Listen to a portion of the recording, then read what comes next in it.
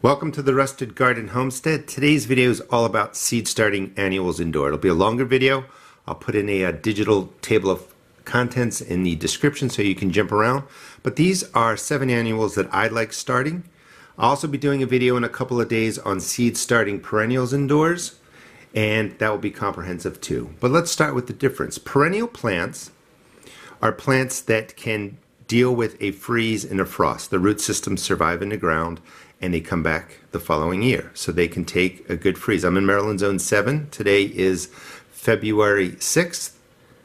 And we get nights that get into the teens. We get a good freeze during our winter months. So perennials will survive that. Annuals don't survive a hard frost. They're tender. The root systems won't survive. So basically what happens is a frost comes in, kills off the top growth of the annuals, and then a freeze comes in and kills out the root system. So you have to plant these year after year. Now in some cases your annuals may look like perennials because they grow really fast, they bloom, that's why we grow them. Annuals are great for quick growth and beautiful blooms and color in your garden. So once they flower, they create seed pods, the seeds fall to where they sit, and then come next year sometimes you see plants come back. That's not because of perennials. That's because they've dropped seed and the seed is coming back. So you can get them growing back in the same space. All right, so setting up the seed starting mix. Please check out my 2020 series on seed starting indoors. It will go over how you sterilize the seed starting mix, how you do pack the cells, all that. I will put that in the video description and I will link it to the video. So when you're starting annuals, they grow much more quickly. I like to read the backs of the packages because they're all going to vary, and it'll tell you, like, the coleus will germinate in 10 to 15 days. I put the germination dates on here, this way you don't have to keep flipping them over. Snapdragons 10 to 14 days, African daisies 7 to 14 days, asters, larkspur, marigolds, zinnia. That gives you some idea of how long they're going to have to sit in your seed starting mix or in your cells. And the reason you want to know about the time for germination or how long it takes for them to germinate is because when you're putting these outdoors into the ground, they need to go outside after frost is gone. If you put them out because they're annuals, because they're tender plants, if a frost comes, it's going to damage your seed starts. So for instance, let's just say in general, the average last frost date for the zone I'm in, Maryland Zone 7, is May 1st. I add about 2 weeks to that, so I would plan for these to get out into the garden about May 15th. So May 15th is the date that I'm picking to put them outside, and I don't have to worry about frost. These will just grow and do what they're supposed to do. So one of the biggest mistakes people make starting annuals indoors is they start them all at the same time and they let them grow way too long indoors. If that happens, the plants go from growing green leaves to starting to bloom, and they stay really small. They become little bonsai plants, and when you put them outside, they already have blooms on them, and they just don't take off and flourish like you want. They stay small. So it's really important that you kind of go over what I'm talking about. Is you want, say, 2 weeks worth of growth for your zinnias. You know that they take 5 to 10 days to bloom. So you add in 7 days for germination period, 2 weeks worth of growth. That means you start the zinnias 3 weeks before they would go outside. That's the biggest mistake, again, is people just let them grow way too long indoors and then they're disappointed when they don't grow extremely well outdoors. So the reason you want to know about how long they take to germinate is it also helps you figure out when you want to start them indoors. So at the bottom I wrote 4 weeks, 4 weeks, 6 to 8 weeks. All the ones over here are 6 to 8 weeks. And for the zinnia it's 2 weeks. And the reason that I picked 2 weeks for zinnia is because they bloom in 35 to 80 days. So I only need about 2 weeks of growth indoors. I get them outside, the flowers come pretty quickly. The marigolds can bloom in 65 days. I don't want these to be seed starting and sitting in these cells for 6, 8, 10 weeks inside, because they're going to want to be blooming and they're going to kind of become bonsai plants. They're just going to maybe, go to this size and then they're going to start to flower. They want to flower quickly in 65 days. So I'm going to start these about 4 weeks before they would go outside so that I can time them. I'm putting out green leafy plants into the ground, giving them enough time to grow, get large, and then they start flowering. Same thing with the larkspur. They bloom in 65 days. So I'm going to plan to get these out into the ground in 4 weeks. Now, I'll go over this slowly. This is what's important. So if I plan to get these out on, let's just say May 15th, I count back to my 4 weeks. That gives me April 15th. Well, they also take 21 to 28 days to germinate. This bloom time doesn't include time of germination. It includes the time after they germinate and then how long they're growing. So I go back to the 15th of April, and these are going to take 3 to 4 weeks to germinate. So then I'm going to go back to the lower number, because I think these have always germinated more quickly for me. So I'm going to go back 4 weeks to when I believe they'll break the surface, and 3 weeks to when they have to be planted. So this is going to be seed started 7 weeks before the date that I want them to get into my garden. Same thing for marigolds, which most of us know what they are. They bloom in 65 days. I want these to be growing after germination for 4 weeks. They bloom, or they germinate really quickly, so I'm going to start these 5 weeks before they would go out into my garden on May 15th. Hopefully that makes sense. And I've kind of set them up that way, that 2 weeks, 4 weeks, 4 weeks, 6 to 8 weeks right in here. And that's how I set up my plants. Make sure you drop in your markers so that you know what you're growing, and on the backs I always put the date. So these are starting on 2/6. Now, of course, none of this lines up with the timeline I just told you. These are for prop plants to teach you how to grow them. So these are going to be started a little bit, not a little bit, but actually way too early. But we'll see how they do. All right, so let me set up to get to planting annuals. So we'll start with the coleus. They also like shade. They don't like afternoon sun. So morning sun is great. Wherever you plant these, make sure they're not getting the summer sun in the later hours of the afternoon or early afternoon, because the colors are going to fade. So they're much more colorful when they have shade from really like 12 to 1 o'clock on. These grow more slowly. Let's see if I can do this. I cut my thumb yesterday. Makes this a little difficult. They're small seeds, and I actually, again, I kind of overseed these. I'll get a pinch. A pinch might be, 10 to 12 seeds, and I put them right on the surface. So before I do the coleus, since the seeds are so small, I press down the seed starting mix and just have a nice solid planting base for the coleus. And I'm just going to take that pinch. You can divide these up later, and that whole handful is going to go in here.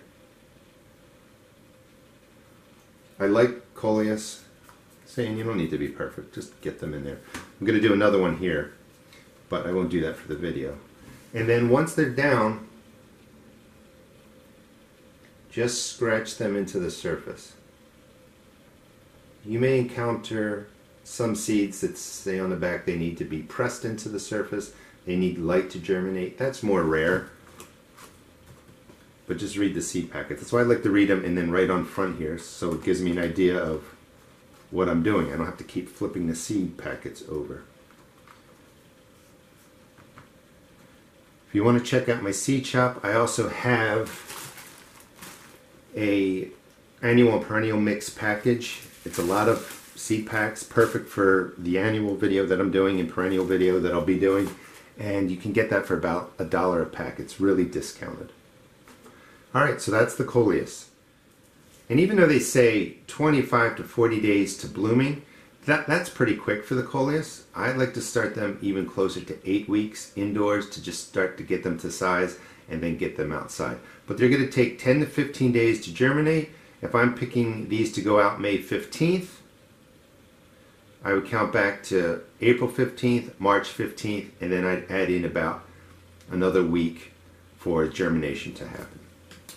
Snapdragons, one of my favorite. These are perfect for container plants, or for container gardens, are perfect plants for that. These are small seeds too, almost look like the coleus.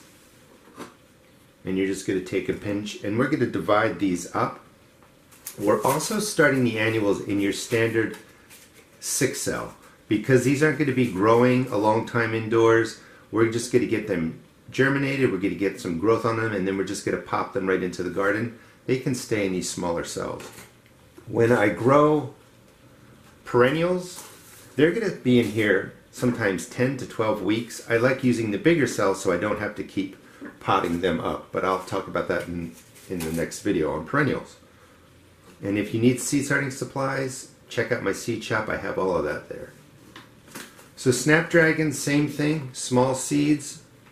Press the starting mix down, make sure that it's solid, and then I just grab the pinch, 8, 10 in there. You get a ton of seeds in the seed packets. And that will be my snapdragons. These will even in the smaller cells, they're going to grow quickly. Let me dump this back in here. And I will divide them up. So each one of these cells will get a nice growth of snapdragons. I'll split them in half. So I'll be planting 12 clusters of snapdragons into my containers or into my garden beds. And again, for these you just have to scratch the surface.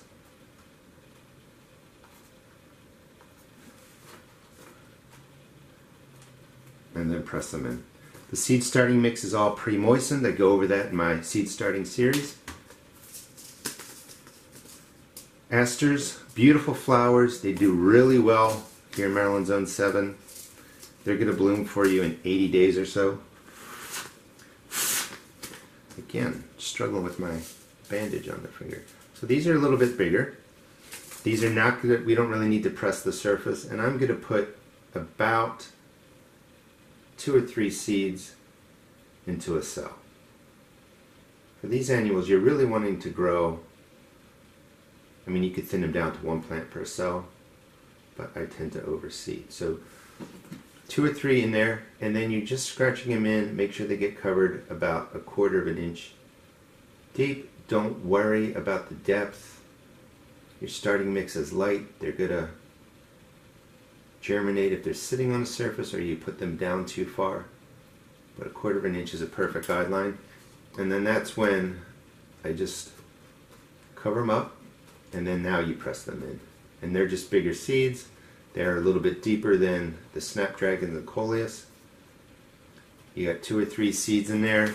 I like to put in 2 or 3 seeds also because if the seed you drop is not good, doesn't germinate, then you got a wasted cell. I'd rather just thin that flower out, or that plant out.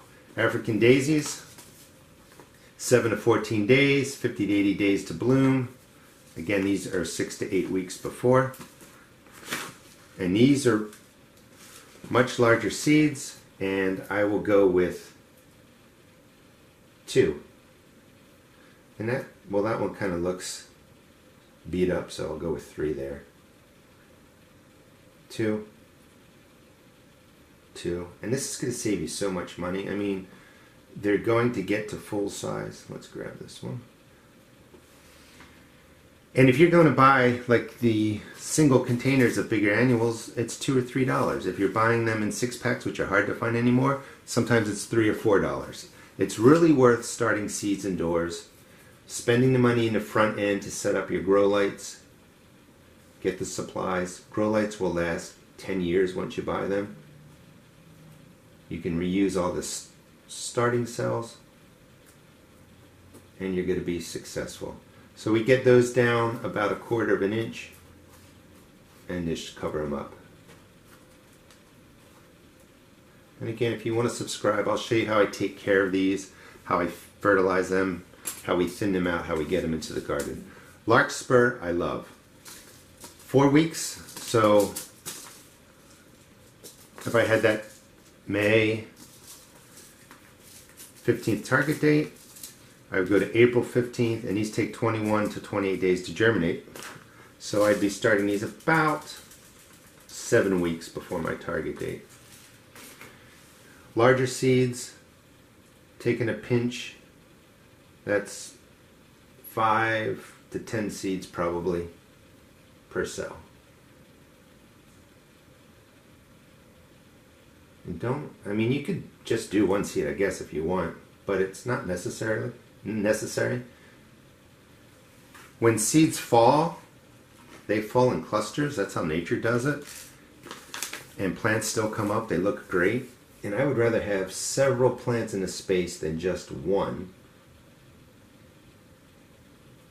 for your annuals, because if you keep them fed, you keep them watered, they're getting the right amount of sun, they're all going to grow and you're going to have tons and tons of blooms.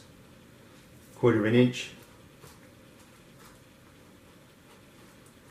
Press it in. And then I think you get the hang of it. You can see smaller seeds, overseed I use more.